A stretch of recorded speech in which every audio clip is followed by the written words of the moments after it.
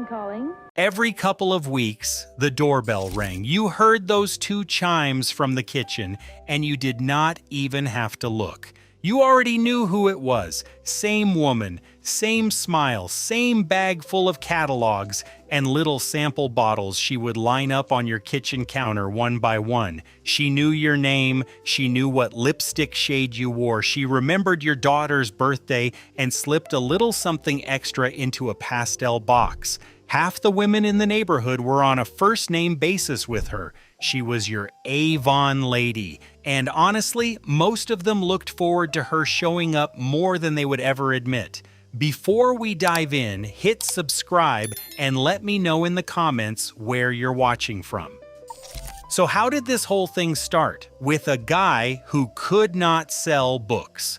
David McConnell was a door-to-door book salesman in New York City, 1886. He would show up at people's houses with a stack of books nobody wanted and a little glass vial of rose perfume he gave away free just to get women to open the door and listen to his pitch.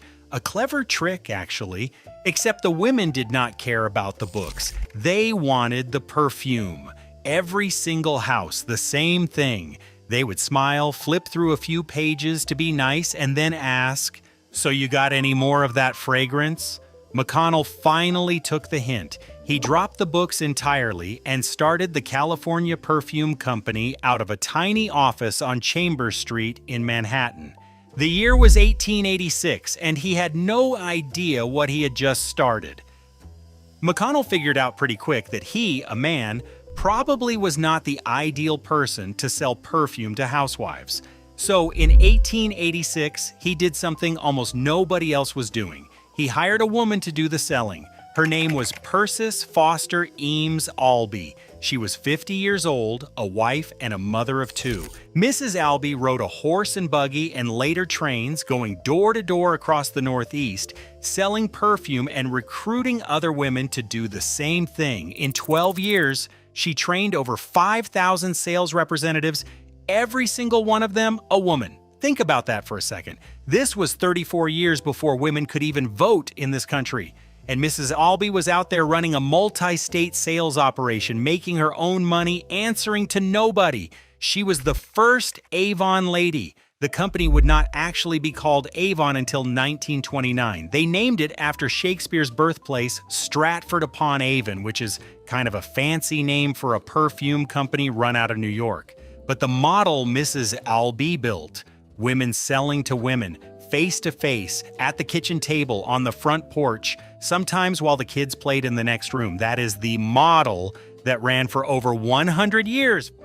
Fast forward to the 1950s. More than 250,000 women were working as Avon representatives, the biggest female sales force on the planet.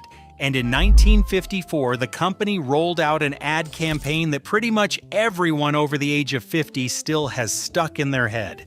Ding dong, Avon calling. They ran it for 13 straight years. The ads showed these nicely dressed women showing up at suburban front doors with catalogs full of lipstick and perfume and face cream. And the genius of it wasn't really an ad for products. It was an ad for a feeling. A friendly face at the door. Someone you knew, someone from the neighborhood popping by to brighten up your Tuesday afternoon. And people bought it because that's exactly what it was. The Avon Lady showed up every 2 weeks with a fresh catalog. 150 pages, full color, and if you pressed your nose into the pages, you could actually smell the perfume samples they tucked between them. She would sit at your kitchen table while you flipped through it. She would point out what was new. If your daughter was about to turn 16, she would suggest Sweet Honesty, this light, powdery cologne that practically every teenage girl in America wore in the 70s. It came in these little novelty bottles shaped like lambs and kittens. My sister had a white lamb on her dresser for years. For a lot of girls, that was their first real perfume. And the Avon Lady was the one who picked it out. Your husband had no idea what to buy you for your birthday? The Avon Lady took care of that too. perfume lockets, brooches you could open up and find solid fragrance inside, dusting powder in a sky blue tin with white lovebirds on the lid, soap shaped like little animals in pastel wrapping with gold trim. Too pretty to actually use, so it just sat in a dish in the guest bathroom for the next decade.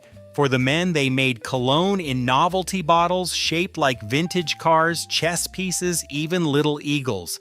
Dad might have laughed about it, but that car-shaped bottle of Brut sat on his dresser for 20 years. She also knew when you were running low on skin so soft, that bath oil that somehow also kept the mosquitoes away.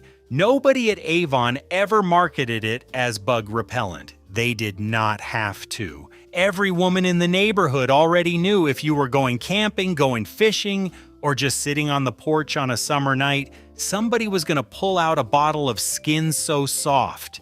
And those catalogs on kitchen tables across the country, Avon was printing 800 million of them a year. In 2005, someone ran the numbers, and Avon turned out to be the second largest publisher in the United States, right behind TV Guide. Let that sink in. Now, for a lot of the women carrying that Avon bag, this was not some side hustle. This was the first real money they ever made. In the 50s and 60s, most women did not work outside the home. The ones who did were teachers or nurses or secretaries, and even that came with side-eye in a lot of communities. Being an Avon lady was different. You were your own boss, set your own schedule, walk the kids to school at 8, ring doorbells until 2, have dinner ready by 5. The commission was 10% on small orders, up to 50% if you really moved product. That is not going to make you rich. But for a woman in 1962 who had never had a paycheck with her own name on it, that first Avon check meant she could buy her daughter a birthday present without asking her husband for the money. That meant something. The growth was wild.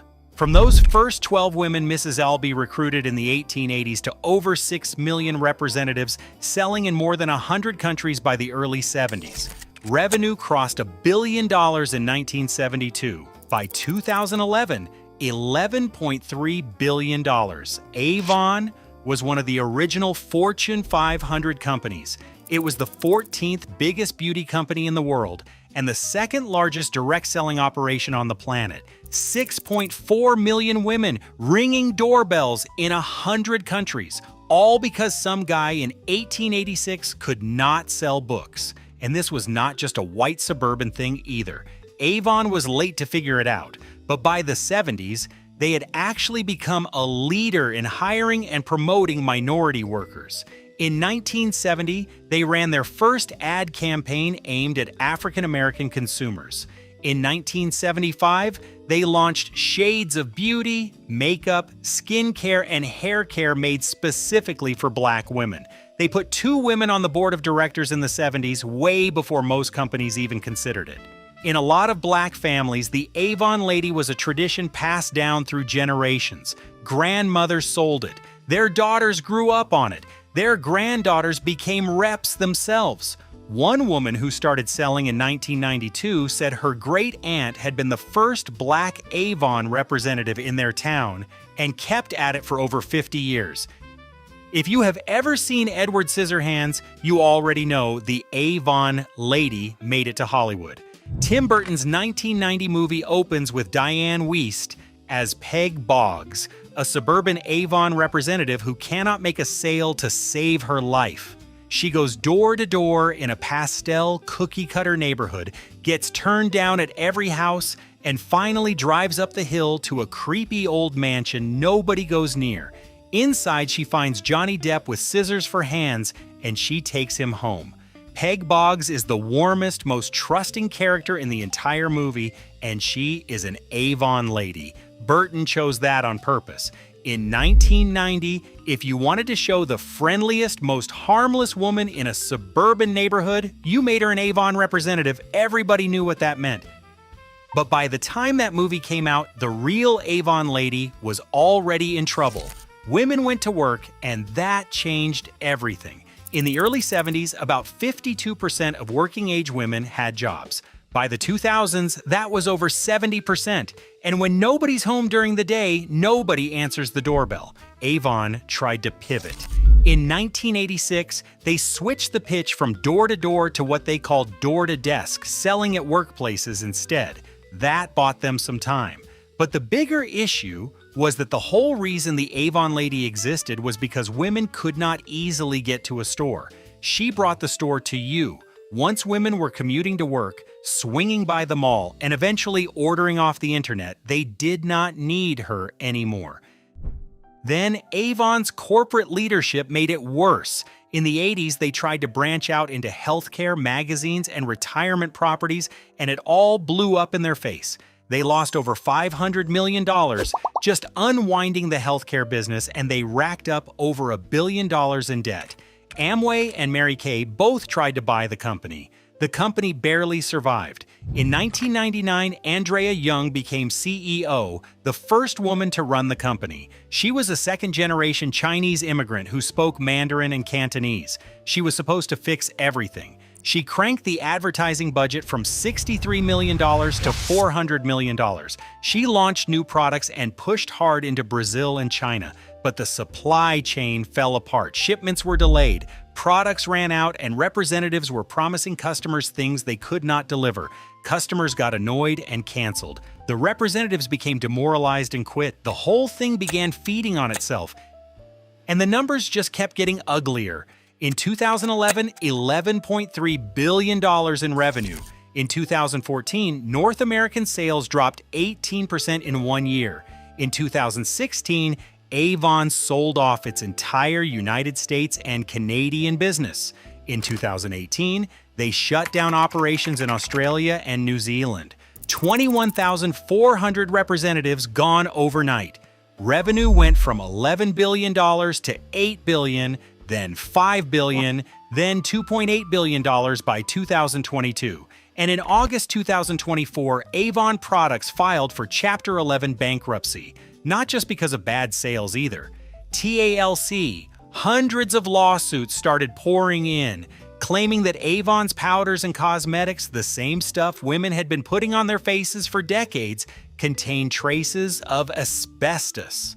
A company that built everything on trust, on a woman handing you a product in your living room and telling you it was safe, was now getting hit with cancer claims. A jury in Arizona awarded $52 million to a woman who developed mesothelioma after using Avon products most of her life. A jury in Chicago awarded $24 million to a janitor who worked in an Avon factory in the 1980s. By the time of the bankruptcy filing, the company had burned through $225 million in legal fees and settlements. 380 lawsuits were still pending. Out in Spokane, Washington, a longtime Avon representative finally hung it up. She had been selling for years. Her customers were older now, many of them did not own a computer, and most were living on fixed incomes. She had sold to mothers and then to their daughters. She used to set up her leads through switchboard operators at the phone company. That's how long she'd been doing this. The corporate office told her the future was digital. No more ding-dong, they said. Now it's click-click. But her customers didn't click. They waited for the doorbell, and nobody was ringing it anymore. That's the part you won't find in any earnings report. It's not the revenue graphs or the bankruptcy paperwork or the legal settlements. It's the woman in Spokane who knew her customers by name and showed up at their door every other Tuesday for 15 years. The grandmother who patted Rapture dusting powder on her shoulders every night before putting on her housecoat. The teenage girl who got handed her first bottle of sweet honesty by the Avon Lady and walked around smelling like she was finally grown up. The single mom who figured out that selling Avon was the one thing she could do on her own time in her own way and still keep the lights on. You can still buy Avon products online. The website works, the brand's not dead, but the visit is the doorbell, the catalog spread open on the kitchen table with a cup of coffee next to it. The woman who came by every other week and somehow made you feel like a valued customer and a friend at the same time. She wasn't a pop-up ad. She wasn't a recommendation algorithm. She was a person who walked up your front steps and said your name. 6.4 million women used to do that. They sold lipstick and perfume and little soaps shaped like animals in pastel boxes.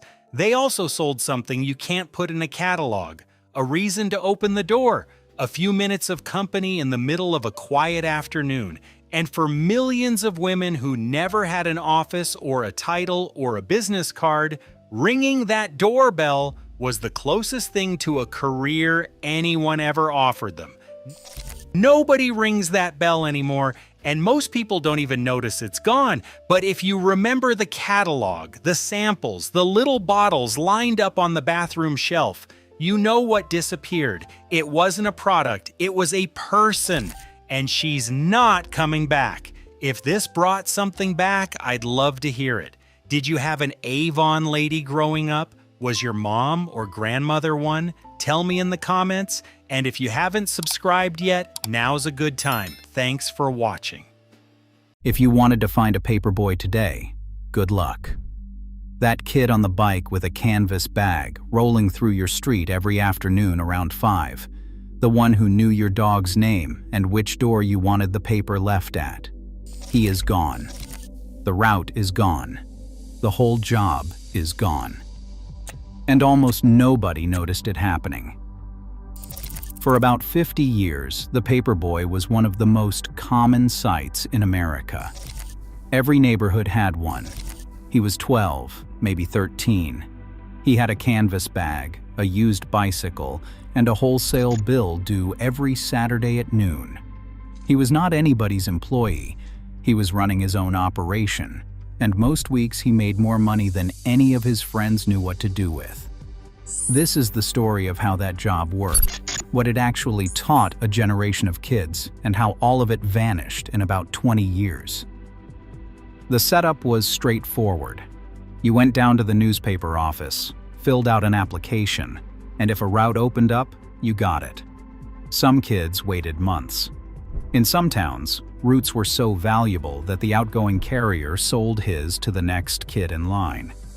Minimum age was usually 12, though a few papers let you start at 11 if you could prove you had it together. And here is the part that mattered. You were not an employee. The newspaper classified you as an independent contractor. You were at 12 years old, running your own operation. Here is how the money worked. You bought the papers from the newspaper at a discount. Then you delivered them. And every week or every month, you knocked on doors to collect what your customers owed. The difference between what you paid and what you collected, that was your profit. Pretty simple. But if somebody did not pay up, that came out of your pocket. You still owed the newspaper for those papers, whether your customers paid you or not. In the late 1950s, a monthly subscription to a small city daily ran about $1.20. A route with 110 customers put roughly $55 a month in your pocket. That was real money for a 7th grader in 1958. On a bigger route, you could clear $6 or $7 a week. Some kids in larger cities did a lot better than that. At the Hartford Courant in the mid-1960s, certain carriers were pulling in $50 a week, which rivaled the wages of some full-time workers, and these kids were putting in maybe 10 or 12 hours. Warren Buffett, delivering the Washington Post as a teenager in the 1940s, was bringing home $175 a month, more than most of his teachers made. But the money was only half the story. The daily grind is where the job really lived. If you delivered an afternoon paper, and most kids did, your workday started around 3:30 in the afternoon when the delivery truck dropped the bundles. You could hear it coming from a couple of blocks away. That rumble was your starting gun. You grabbed your stack, checked the count against your invoice, and started folding. Every single paper got folded tight and snapped with a rubber band. Then you loaded them into canvas saddlebags that hung on either side of your handlebars. If you walked your route instead of riding, the bag went over your head, one pouch hanging in front, one in back. You had until 5 o'clock to hit every house. Sundays were a different animal entirely. Papers dropped at 5 in the morning, and they did not come assembled. You got a pile of loose sections, inserts, coupon flyers, all of it separate. You sat on the ground and built each newspaper by hand, stuffing section after section until every copy was complete.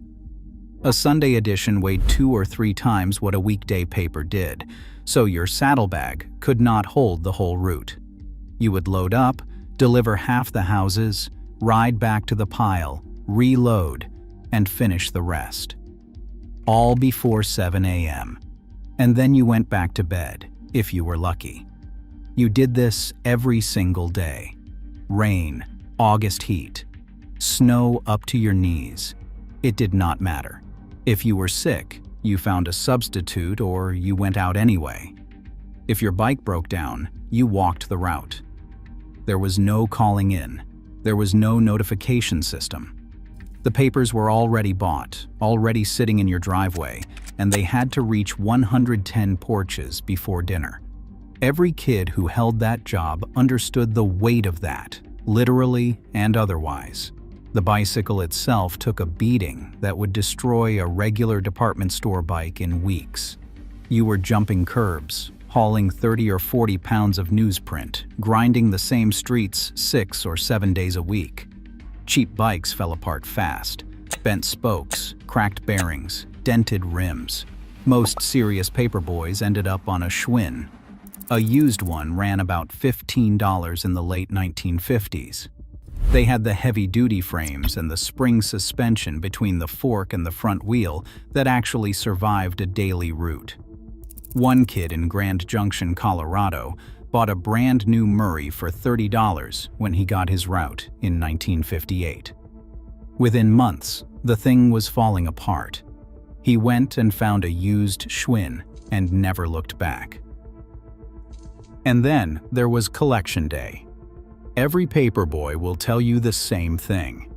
Collection Day was the worst part of the job. Once a month, sometimes weekly, you went back to every single house on your route and knocked on the door. You carried a collection book, a card for each subscriber with their address, what they owed, and when they last paid. If they paid, you tore off a receipt and handed it over. If they did not, you wrote it down and came back tomorrow, and the day after that.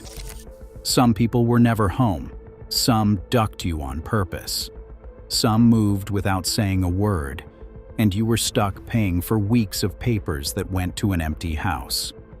One former carrier described chasing a customer who owed him $14.75, which in today's dollars is around $63. He left notes. He rang the bell 3 times a day. Then, one afternoon, the doorbell echoed through a hollow, empty house. The family had skipped town. He was 13, and he had just learned what a bad debt felt like from his own pocket. But Collection Day had its upside, too. Tips. The customers who appreciated you, who noticed you placed the paper inside the storm door instead of tossing it on the wet porch, would round up or slide you an extra 50 cents. Good service paid. Lousy service did not. You figured that out at 12 the same way you would figure it out running a company at 40.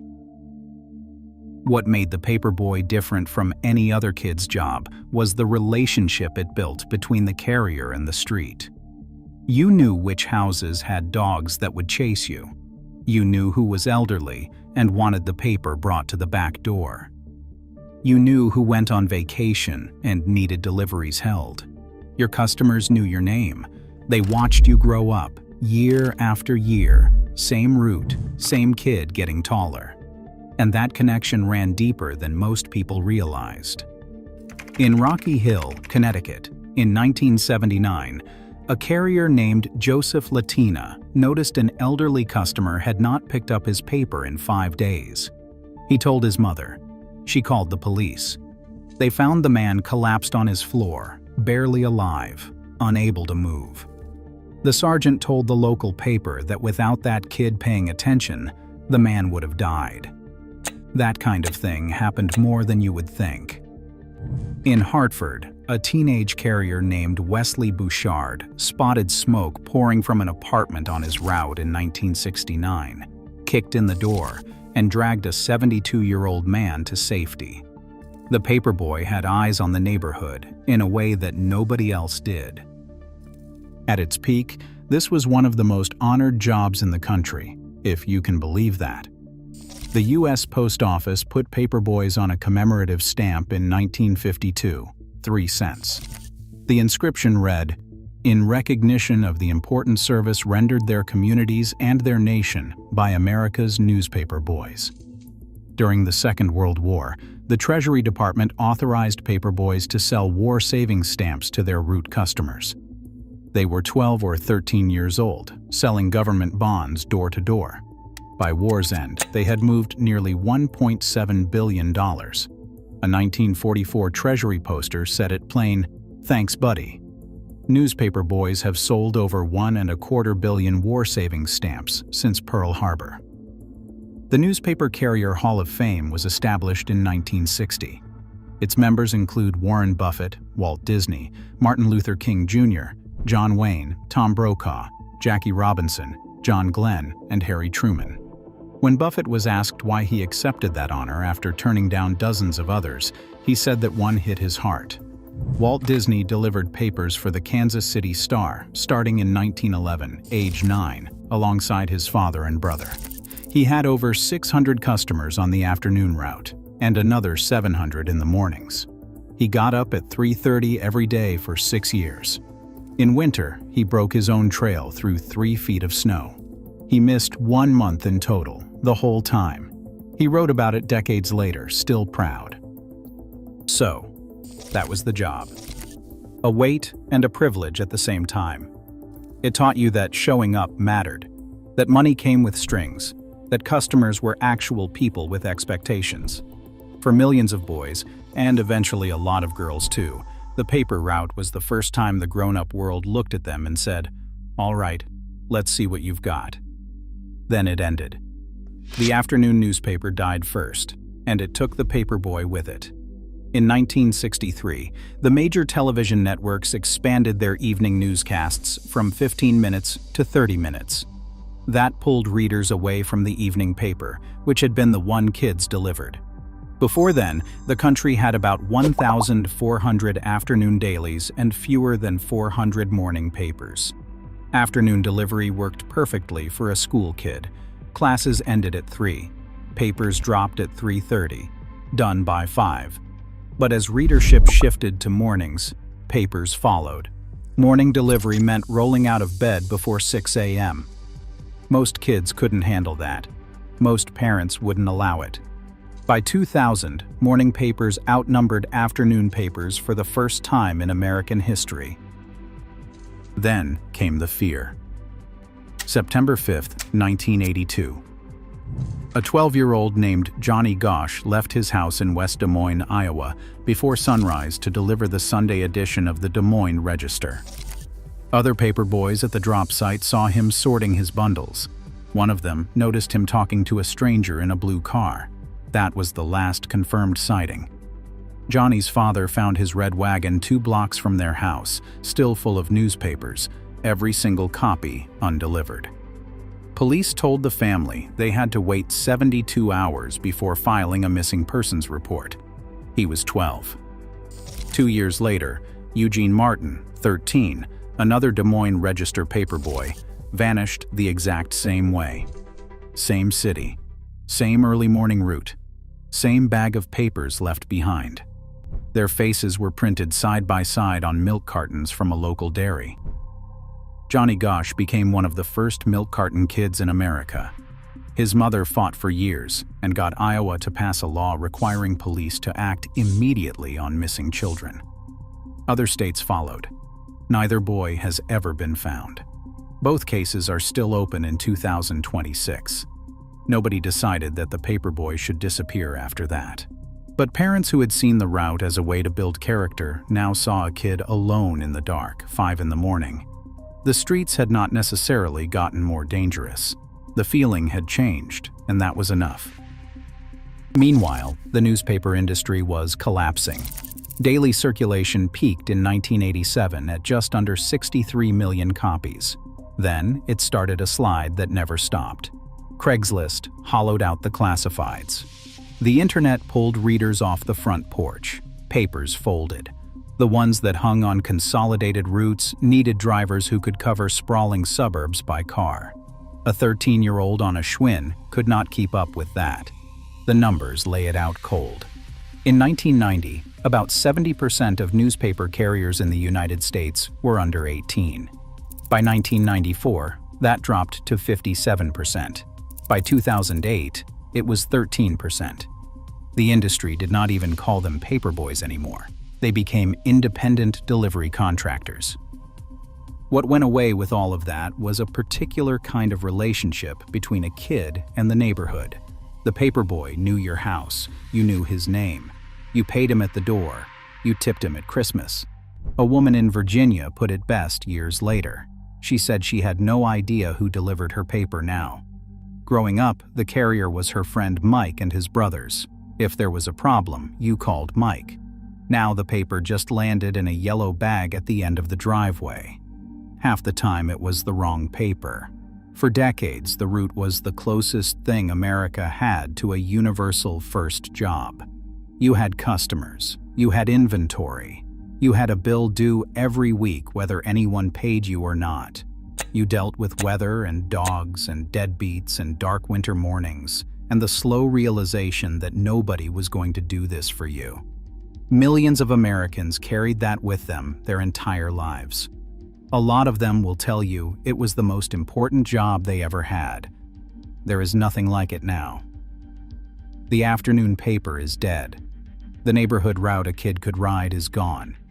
The weekly collection at the door, the face-to-face exchange of money for service, all of that depended on an industry and a version of suburban life that just does not exist anymore. Everything around the paperboy changed. The news went digital. The routes went to cars. The schedule flipped to mornings. The trust retreated behind deadbolts. And the math stopped working for a kid on a bicycle. But if you were that kid, you remember.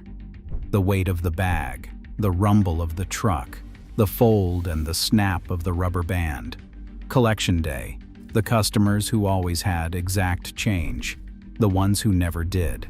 The dogs, the snow, and that feeling of money in your pocket that you earned yourself, every cent of it, before you were old enough to shave. If that brought something back, I would like to hear about it. What was your route? How old were you? And what did you blow the money on? If you think these stories are worth telling, subscribing lets me know. The paperboy is gone. But the people who were paperboys, they are still here. And they never forgot it.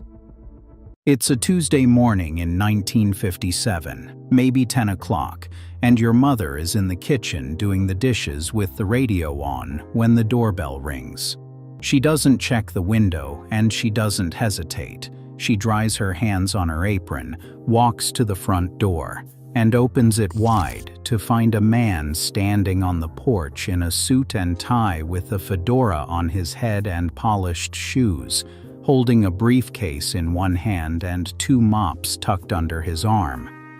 The moment the door opens, he takes 2 steps backward to give her space, because that's how he was trained. "Good morning, ma'am. I'm your Fuller brush man, and I have a free gift for you." He holds out a small brush, palm-sized, nothing more than a twist of wire with a tuft of bristles that's good for scrubbing vegetables or cleaning around the sink or 100 other things around the house, and it's completely free with no obligation at all.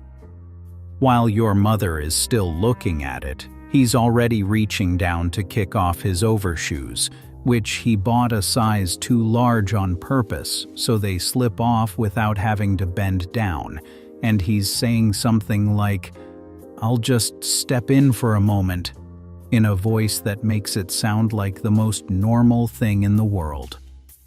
Before she's fully decided whether she wants company, he's already in the living room with the case open on the sofa and brushes appearing from everywhere.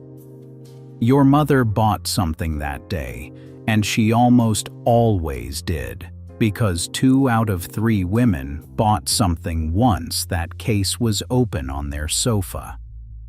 If you were a kid in that house, you remember the click of that briefcase and the rows of brushes lined up like instruments. You remember the way he talked to your mother like he'd known her for years, because he had. He was always the same man walking the same route through the same families, coming back every 3 to 6 months. He knew your name and which products your family was running low on, and he knew about the new baby and the new kitten and the leaky faucet your father still hadn't gotten around to fixing. This is how it started and why all of it disappeared. Drop a comment and tell us, did the Fuller Brush Man come to your house, and what did your mother buy? We want to hear it. The Fuller Brush Company was started by a farm boy from Nova Scotia who couldn't hold down a job to save his life. Alfred Carl Fuller was born on January 13, 1885, the 11th of 12 children on a farm in the Annapolis Valley, with nothing more than a grammar school education to his name. His father looked at his hands once and told him, "These are your fortune, boy, and be suspicious of anyone who shows you how to make a living without using them." In 1903, at age 18, Alfred moved to Somerville, Massachusetts, where he got himself hired and fired 3 times in a row: trolley conductor, gardener, groom, before his brother Dwight got him a job at a small brush company selling door-to-door. And as it turned out, the only thing Alfred was actually any good at was knocking on strangers' doors and refusing to leave until they'd bought something. On New Year's Day, 1906, he set up a workbench in his sister Annie's basement with a hand-operated wire twisting machine, spools of wire, horsehair, hog bristles, and natural fiber, all purchased for $375. He spent his nights twisting brushes by hand and his days selling them on the street, and by the end of that first week, he'd turned a profit of $42.15. Within a year, he had 32 different types of brushes in his catalog and had moved to Hartford, Connecticut, where a $10 classified ad in Everybody's magazine that asked, "Why not get out of the rut you are in?" brought in 260 new salesmen within a single month. By the 1920s, the Fuller Brush Man had become a fixture in neighborhoods across the country. By the 1930s, he was a national institution. By 1948, his salesmen were collectively knocking on 50 million doors a year in a country that had fewer than 43 million households. Here is what the visit actually looked like from the inside, because most people remember the feeling of it, but not the system that made it work. Every salesman was given an exclusive territory of between 2,000 and 6,000 families, and that territory belonged to him permanently. Nobody else from the company worked those streets, which meant the families on his route got to know one man year after year. His daily target was 60 doorbells. He walked an average of 6 miles to reach them, selling to roughly 1 in 5 homes he approached. But once he actually made it through the front door and got that case open, 2 out of 3 women ended up buying something, with the average order running between $3 and $7. The case held about 25 to 30 sample brushes. The important thing is that they were only samples. He never left any merchandise behind, just a free brush and a handwritten order form. He would come back the following Saturday to deliver everything and collect the cash. That timing was deliberate because Saturday was when the husband's paycheck was still largely sitting in the bank. And here is a detail that tells you everything about how skilled these men were. If a woman tried to cancel on delivery day, which usually happened because her husband had come home and objected, The salesman would never argue. Instead, he would look down at the order list and ask, "Which one did you decide you could get along without?" That is a very different question from, "Do you want to cancel?" because it assumed she was keeping most of the order, and more often than not, that is exactly what happened. The product line started with brushes and kept growing until it was enormous. It included floor scrubbers, radiator brushes, bottle brushes, lint brushes, hair brushes, a brush for cleaning spittoons, another one for silk hats, and dozens more for tasks you would not think required their own brush until someone demonstrated one on your living room carpet. By the 1960s, the catalog had swelled to 340 items, including mops, brooms, polishes, shampoo, cologne, and even vitamins. And at one point, the company was manufacturing 70% of all the toothbrushes sold in America. But the brushes themselves were what people remembered most, because they were made of horsehair and hog bristles twisted into wire with solid hardwood handles, built to survive decades of daily use. There are people alive today still using a Fuller brush comb they bought in the 1950s, and one woman wrote that she had owned exactly 2 combs from the Fuller brush man in her entire 77 years. What set the Fuller brush man apart from every other door-to-door salesman was the training and the code that stood behind him. Every dealer signed the Fuller Pledge. I will be courteous. I will be kind. I will be sincere. I will be helpful. It sounds like a greeting card, but it meant everything in practice, because these men were independent contractors working on nothing but commission. They paid for their own sample kits and their own gas. If they did not sell anything on a given day, then they simply did not eat that night. Commission ran anywhere from 30 to 50% of the retail price depending on the decade, and a good branch manager in the 1930s could average $10,000 a year, which works out to roughly $215,000 in today's money.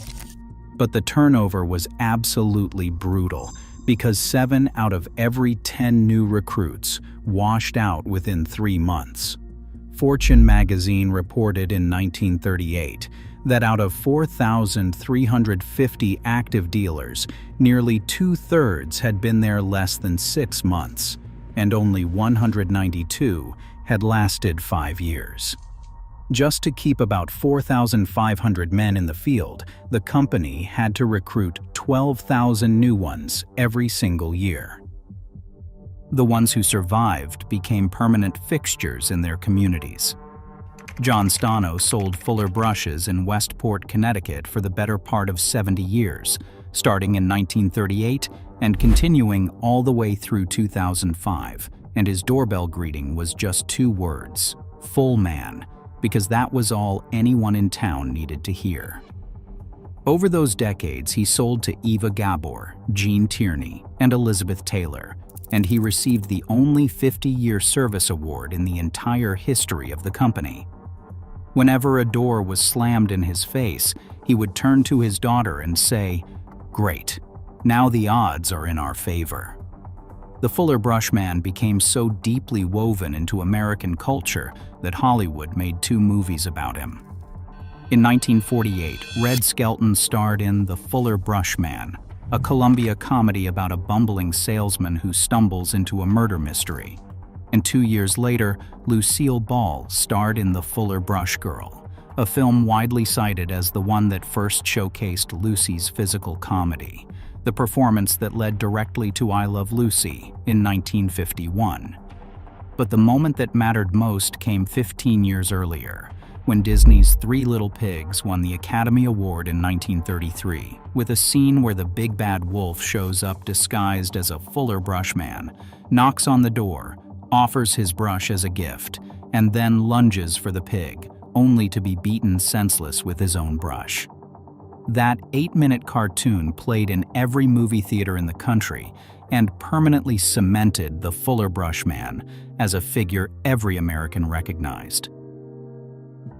Billy Graham sold Fuller brushes in the summer of 1936 at 17 years old, going door to door through the small towns of South Carolina and finishing the summer as the top salesman in both Carolinas.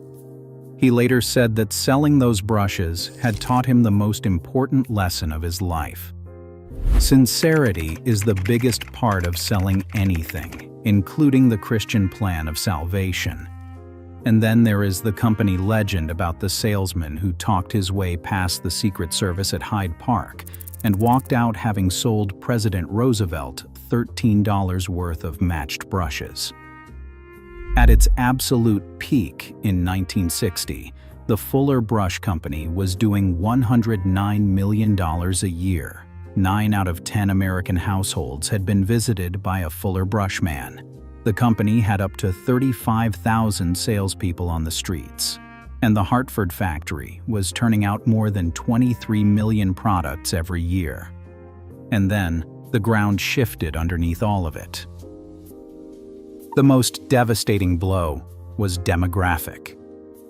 Women started working outside the home in numbers that changed everything, from 37% in 1960 to over 50% by the early 1970s. Which meant the Fuller brush man's entire model, built around someone being home to answer the door in the middle of the day, was collapsing from the inside out. A salesman could ring 60 doorbells in a single afternoon and find nothing but locked doors at 40 of them. The second blow was legal, as thousands of towns across the country adopted Green River ordinances, named after a 1931 law in Green River, Wyoming, that banned door-to-door solicitation entirely unless the homeowner had given prior consent. The third was competitive. Avon figured out the future first by hiring part-time women and backing them with national advertising, and between 1953 and 1967, Avon's sales grew 900%, while Fuller's barely managed 47. Alfred's son, Avard, who was running the company by then, admitted it plainly. "We goofed. The handwriting was on the wall and we should have read it." Fuller did not get around to hiring women until 1966, and by then, it was at least a decade too late. Alfred Fuller himself died on December 4, 1973, at 88 years old, and by then his family had already sold the company 5 years earlier.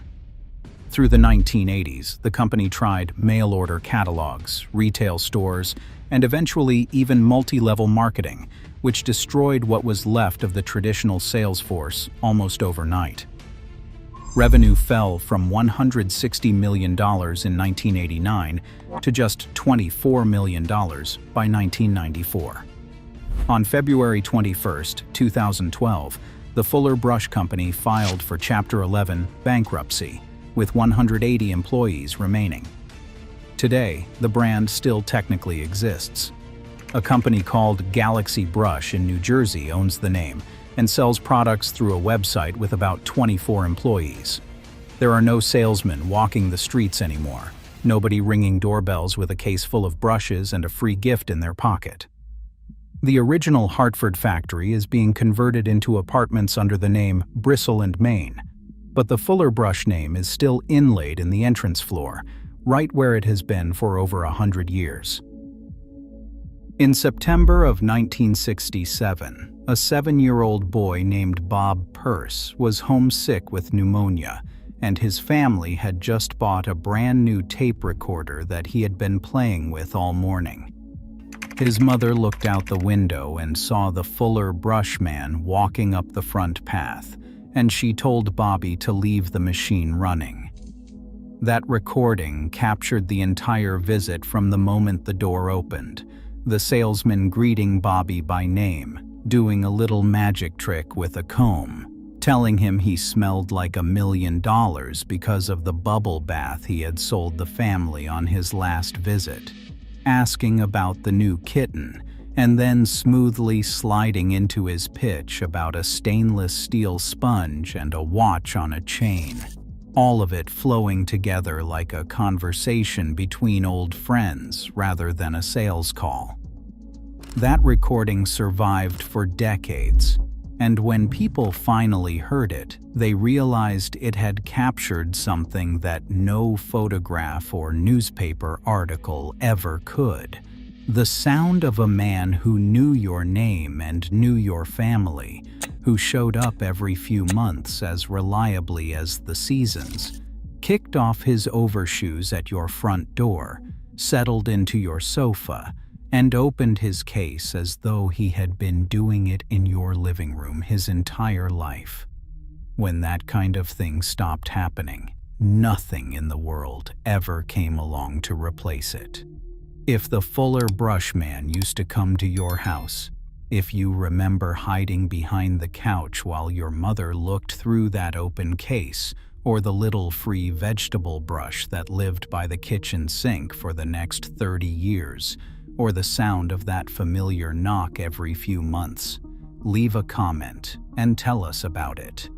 Tell us his name if you remember it, and what your mother always bought, because those details matter to us, and we read every single one. Subscribe if you haven't already.